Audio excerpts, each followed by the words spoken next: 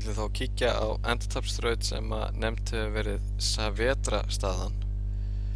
Þessi staða var á árum áður talin vera jafntefli en það var spænskur prestur sem hét Fernando Saavedra sem fæddur árið 1849 sem að uppgötvaði vinningsleið fyrir hvítan í þessari stöðu.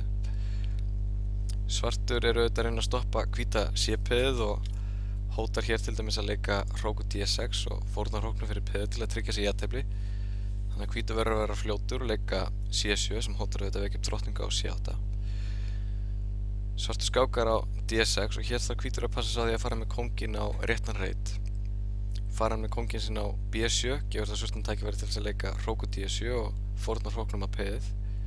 Fari kóngurinn til dæmis hérna á C5 getur komið hrókur D1 og svo hrókur C1 skák sem að nær peðinu.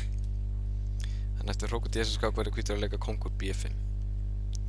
Nú getur svartur skákað aftur núna á D5 og eins og áður fari kóngurinn á C-línuna kemur hrókur D1 sem að hótar hrókur C1 skák. Þannig að hvítur verður að leika kóngur B4.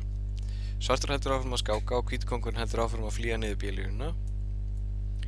Og þegar kóngurinn kemst niður á C2 virðist svartur vera í miklu vandræðum. Hvítur hótar að taka hrókinn og vekja upp á C8. Svartur á eina litla gildru hérna til þess að leggja fyrir hvítan sem er hrókur D4.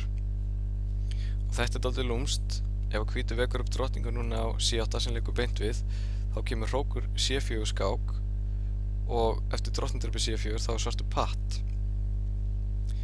En eftir hrókur D4 á hvítur hennan ótrúlega vinningsleik hérna C8 hrókur og hótar þá að máta með hrókur A8. Nú gengur auðvitað ekki að leika hrókur C4 skák því eftir hrókurdrepið C4 á svarti kóngurinn A2-reitin til þess að fara á. Þannig í þessari stöðu verður svartur að sporna við hótuninni hrókur A8 skák með því að leika hrókur A4. En þá kemur kóngur B3 sem að hótar hróknum og fari hrókurinn eitthvað í burtu kemur hrókur C1 mát. Mjög skemmtilegur endir með hrók á móti hrók. Þetta var Saavedra staðan. Takk fyrir.